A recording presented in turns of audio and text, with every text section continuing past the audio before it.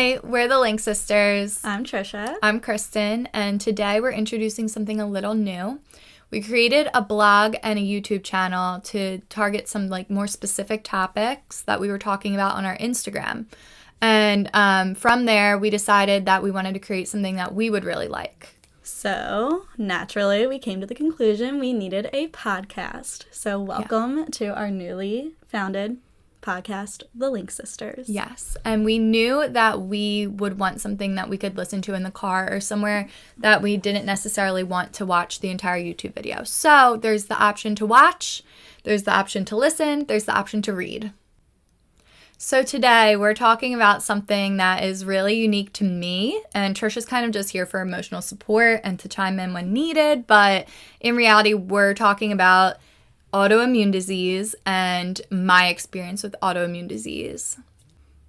Autoimmune disease has become more and more common, and I never even knew what an autoimmune disease really meant when I was growing up. But after years and years of suppressing small issues, I ended up with an autoimmune disease myself, and now I've learned so much just from books, the internet, other people that have autoimmune disease, and it's kind of crazy that it's become so common, and that's why I feel like I want to share about it and what I've learned, because unfortunately it wasn't easy to figure out how to help myself.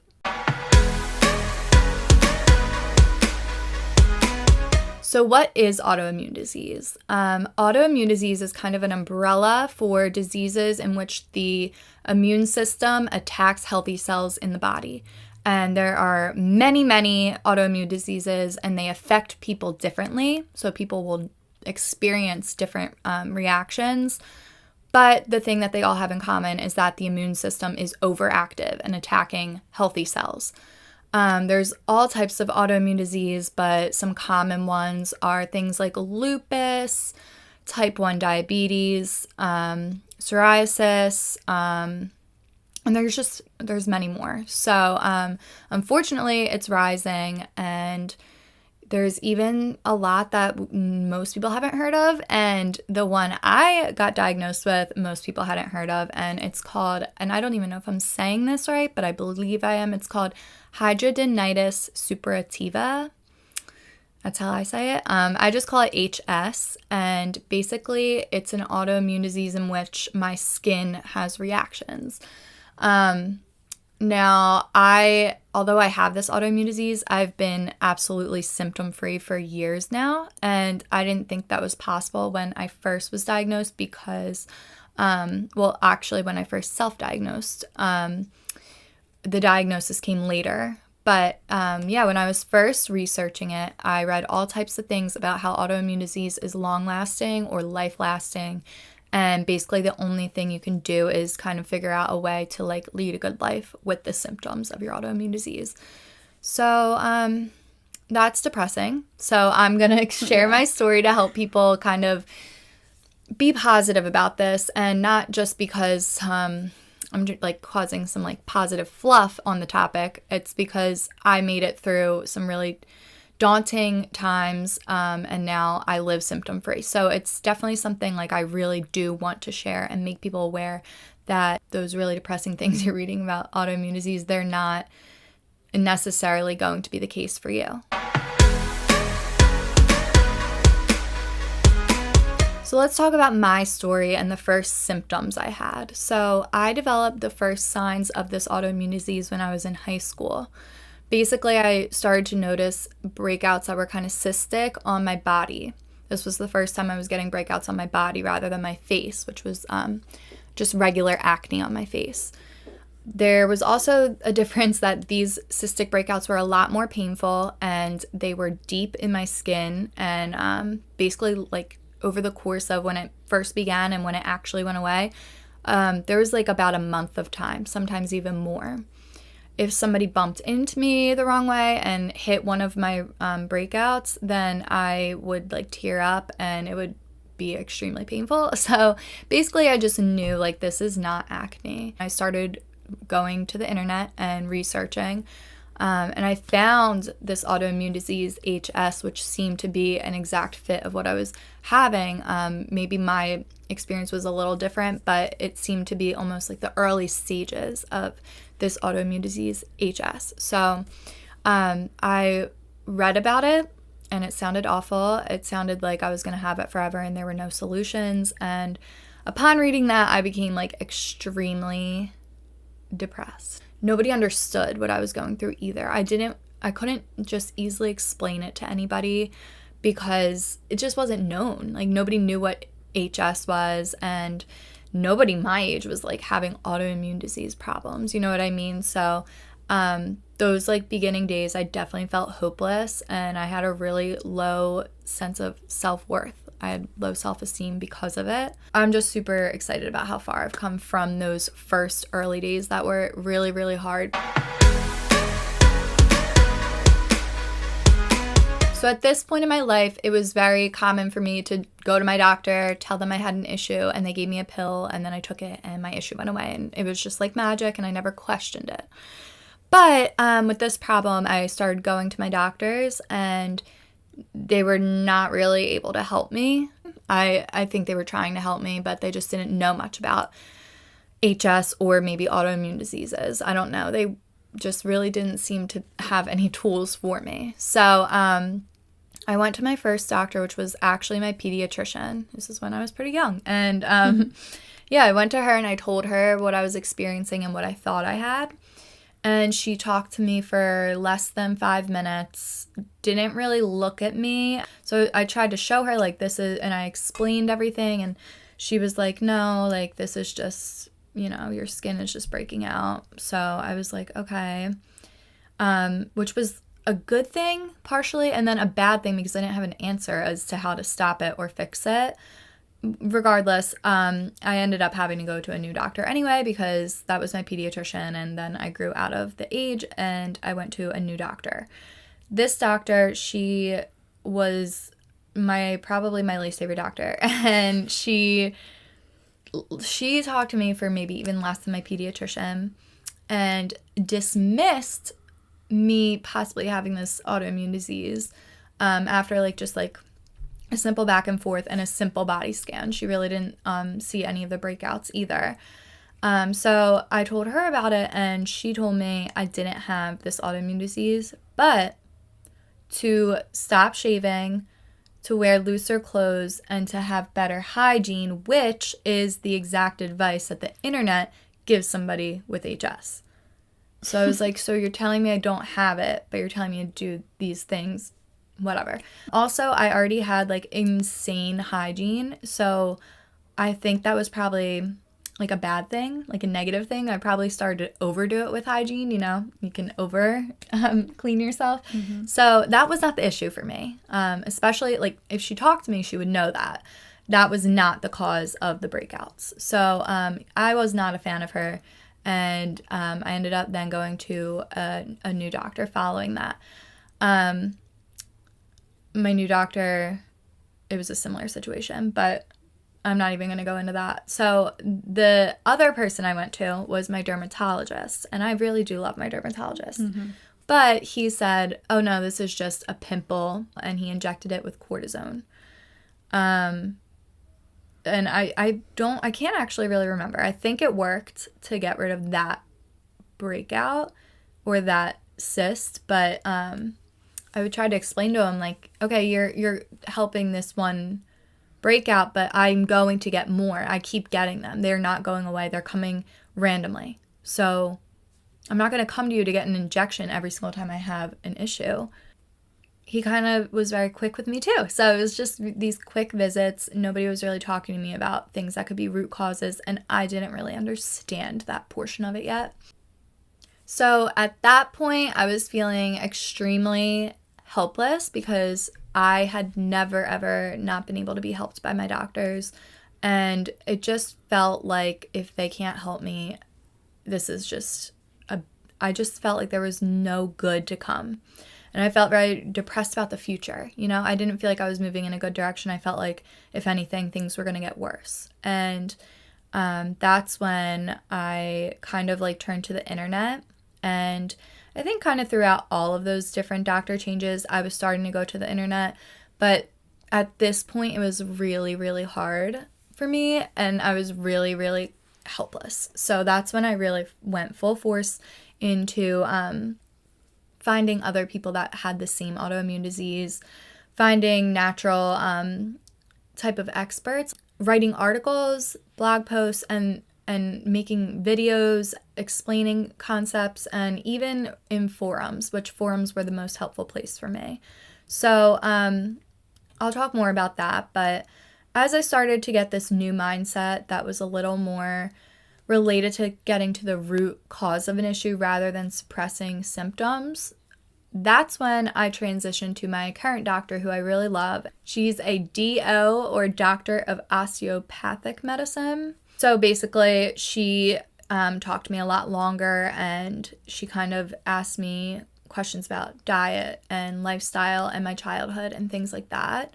And she finally diagnosed me with the autoimmune disease, hidradenitis suppurativa, or HS, which I had thought I had all along, and in my gut I kind of knew I had.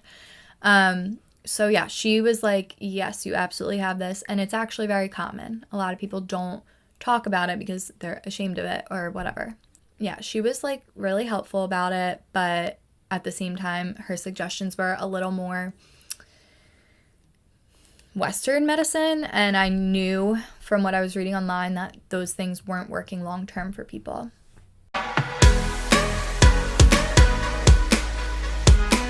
So as I said, I did end up turning to the internet to help me learn information and connect with people that also had autoimmune disease, or HS specifically.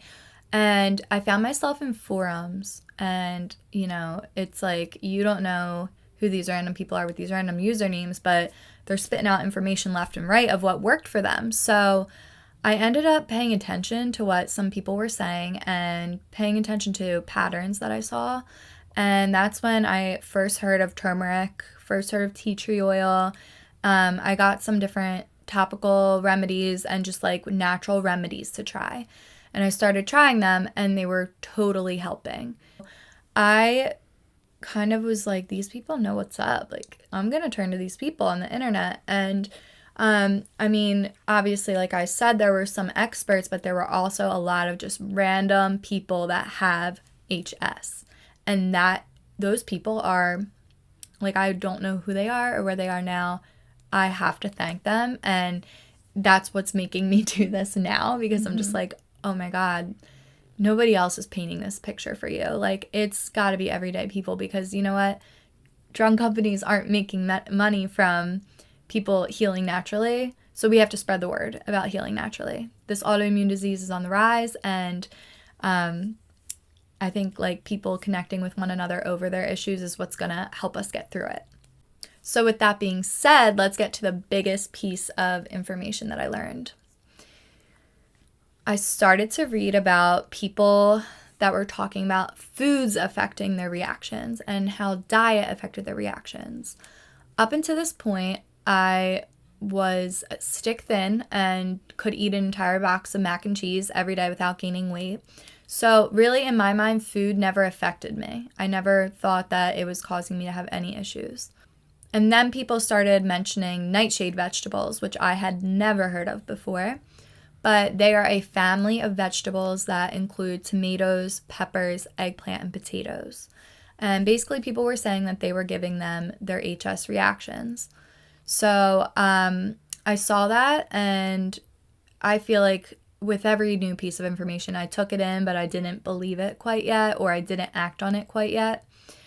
And I went on with life, and I was like, nightshades are definitely not causing my problems. But, you know, I kept a food diary and realized they absolutely were. I had the worst breakout ever after eating tomatoes one time, and I feel like it was the universe, like, being like, wake up, like, you just read that tomatoes cause your reactions, like, make the connection here. So I did. I made that connection, and I tried to cut them out, and it took me years to perfect cutting them out. And now I don't eat them at all, and I haven't had any symptoms of HS or autoimmune disease, which is just beautiful. And I have read so many stories like this where somebody had a successful experience, and that is what gave me the fuel to learn and keep going, and to go to multiple sources. And I learned so much about diet and nightshades, but then also about like all of the problems that led to me being sensitive to nightshades, such as like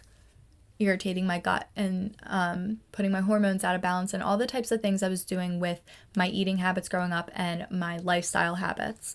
I just threw myself off very far, and the result was an autoimmune disease, which sucks, and I don't want the rest of the world to deal with it. So that's why I want to really make this clear. Another one of the biggest lessons I learned from people with autoimmune disease in forums and just all over on the internet, I just saw this pattern, and it's something that was foreign to me, so I do want to share it in case somebody hasn't made this connection. They were talking about how when they had autoimmune symptoms or reactions, they would be prescribed antibiotics. And the common scenario would be that they would take the antibiotics and the problem would go away for a little bit. But then over time, it would come back, and it would come back worse. And then the doctor would prescribe them stronger antibiotics, and it kept continuing.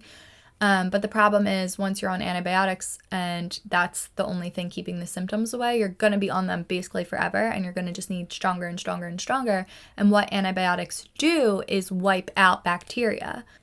It wipes out the bad bacteria, but it also wipes out the good bacteria. So you're left with a lot of imbalance because of that. And some of our issues are caused from imbalance there already. So the antibiotics are really dangerous to use when we don't absolutely 1,000% need them.